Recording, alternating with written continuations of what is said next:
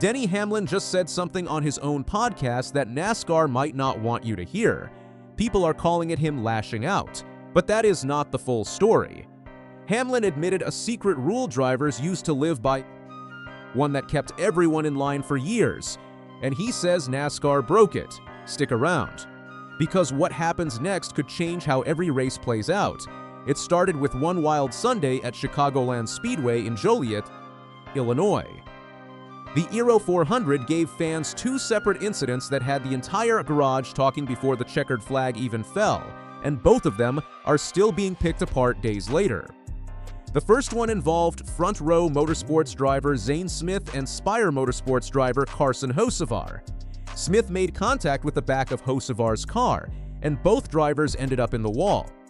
It happened fast, and to a lot of people watching live, it looked like more than a simple racing incident. Smith wrecked himself in the process, which made it harder for some to call it deliberate, but the eye test still had plenty of fans convinced it was payback for something that happened earlier in the race. The second incident was worse, and it is the one that blew up the internet. On lap 47, Shane van Gisbergen of Trackhouse Racing got into the back of Austin Hill's Richard Childress Racing Chevrolet in turn 3. Hill's car got turned hard and slammed into the wall, causing heavy damage to his number 33. Van Gisbergen told his team over the radio that his car was suffering from understeer, and he later apologized to the Richard Childress Racing crew, saying he never meant to wreck Hill. Not everyone bought that explanation. The broadcast booth pulled up the SMT data after the race and compared Van Gisbergen's throttle trace on that lap to his previous laps through the same corner. He stayed in the gas noticeably longer than normal, and there was no obvious reason for it. No car in his way, no hole closing up in front of him, nothing that would explain backing off late. NASCAR veteran Jamie McMurray called the data undeniable. Hill was not finished either. After pitting for repairs, he went back out under caution, drove down through the apron, which is against the rules on its own, and hit Van Gisbergen's car in the left front corner. That part barely made the live broadcast, but it may end up being the bigger headache for NASCAR officials this week, since contact under caution at a track like Chicagoland carries real safety risk for everyone on pit road. This was not the first time these two had tangled. Hill and Van Gisbergen have history going back to 2024 at Circuit of the Americas, when Hill flipped him off after a Sonoma win and a burnout that did not sit well with the Kiwi driver. This year alone, they collided at Pocono and again during the San Diego street race. Chicagoland was not a random spark. It was the latest chapter in a rivalry that has been building for a while, so where does Denny Hamlin come in? On his Actions Detrimental podcast, Hamlin was asked about both wrecks, and instead of picking a clean side, he admitted he was torn. He said he does not love the idea of a driver intentionally wiping someone out. But he also said he is a firm believer that drivers need a way to settle things with each other on the track, because the alternative is settling it off the track, and that drags other people into a fight that was never theirs. Hamlin explained the old unwritten code plainly. Cross a driver on purpose, wreck him, run into him with intent, and that driver was going to get you back eventually, somewhere on the track when you least expected it. That threat alone used to be enough to keep most drivers honest. Hamlin said that has been the culture of NASCAR for a long time, long before he ever strapped into a car himself. Here is the part that should reframe how you read that title. Hamlin also pointed out that something has changed over the last 5 to 7 years. NASCAR has cracked down hard on deliberate wrecks, and that crackdown has quietly taken away the one tool drivers use to keep each other in check. Hamlin's argument was simple. If a driver retaliates and gets caught, he eats a penalty, maybe points, maybe a fine, while the driver who started it walks away clean. In Hamlin's eyes, that setup hands troublemakers free rein, because the driver they wronged is now scared to respond. He was not making this argument out of thin air. Hamlin brought up Ryan Preece's incident with Ty Gibbs at Texas earlier this year as the clearest example of where NASCAR currently draws the line. Preece admitted over the radio that he meant to wreck Gibbs. and NASCAR hit him with a 25-point penalty and a $50,000 fine. Hamlin compared that directly to what Van Gisbergen did to Hill, calling Van Gisbergen's move even more aggressive, and saying the data suggested there was no real reason for Van Gisbergen to still be in the throttle at that point in the corner. It is worth remembering, this is not new territory for NASCAR either.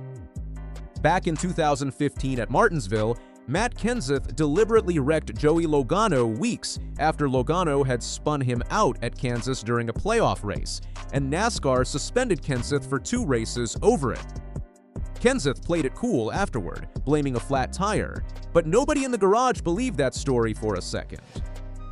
More recently, in that same Texas weekend where Preece got fined, Kyle Busch made contact with John Hunter Nemechek in a move that looked a lot like retaliation for something Nemechek had done seconds earlier, and NASCAR did not penalize him at all. The line has moved around for years depending on who admits what on the radio, and Hamlin's comments landed right in the middle of that same old argument about consistency. So let's go back to the title one more time, because this is the important part. Hamlin never once said NASCAR was wrong to exist, or corrupt or out to get him personally. He never attacked officials by name. What he actually did was lay out both sides of a real argument and admit, in his own words, that he did not know which side of himself he agreed with more. The self-policing believer, or the guy who knows deep down that intentionally wrecking someone is genuinely dangerous. That is not a driver lashing out. That is a 15-year veteran thinking out loud about a problem his own sport has never fully solved. Now here is what NASCAR actually decided. On Wednesday, the sanctioning body released its penalty report from the Chicagoland weekend, and neither Van Gisbergen nor Hill was penalized for the on-track incidents. NASCAR Vice President of Racing Communications Mike Ford explained the reasoning on the Hauler Talk podcast. Officials reviewed every lap Van Gisbergen ran that day, along with all his radio communication, looking for the same kind of smoking gun they found with Preece.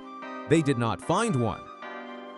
Ford said there was enough reasonable doubt that it did not rise to the level of a penalty, but he made it clear that if a driver says out loud he is going to wreck someone and then does it, that removes all doubt, and a penalty follows every time. Hill's retaliation under caution got a separate look, and NASCAR chose to treat it as emotion in the moment rather than something worth punishing. 40 confirmed officials will still sit both drivers down this weekend to talk things through before the series heads to Echo Park Speedway in Atlanta, hoping to keep the rivalry from boiling over into something more dangerous. There was real money on the line here too, which is probably why Ford got asked about it so directly. Had NASCAR docked Van Gisbergen the same 25 points Preece lost at Texas, it would have knocked him from a comfortable cushion above the playoff cut line down to just a handful of points above it. That is the kind of swing that changes a season, and it is part of why every word out of race control carried so much weight this week. Denny Hamlin was not the only big name weighing in either. Dale Earnhardt Jr. brought it up on his own show, the Dale Jr. Download, and largely sided with Hamlin's take. He called Hill's retaliation short-track behavior the kind of move every driver in that garage has wanted to make at some point in their career. Earnhardt said the fear of getting parked by an angry rival used to be part of what kept guys in line, and that losing all of it is not necessarily good for the sport. He went as far as saying NASCAR needs some controversy, some ruffled feathers, and some drivers who are genuinely upset with each other, because that is exactly what keeps fans locked into the storylines week after week. Put it all together and you get a far more complicated picture than a driver going off on his own sanctioning body. Denny Hamlin is not demanding NASCAR rewrite its rulebook by Atlanta. He is describing a shift he has watched happen over years, questioning whether it actually made racing safer or just made drivers more careful about getting caught on camera. He even admitted on his own podcast that he does not fully know where he lands on it himself. That question is not going away anytime soon. Hill and Van Gisbergen are sitting down with NASCAR officials before Atlanta And after everything that happened at Chicagoland, nobody walks into that meeting with a clean slate. If NASCAR softens its stance even slightly after this weekend, or if either driver gets the itch to finish what started in Turn 3, the self-policing debate Denny Hamlin just reopened will not stay theoretical much longer. It will play out live, on track, in front of every fan watching. So the next time somebody tells you Denny Hamlin lashed out at NASCAR, remember what actually happened. A veteran driver looked into a camera and admitted he was torn between two versions of himself. That is not an explosion. That is a warning shot, and NASCAR just got put on notice heading into Atlanta.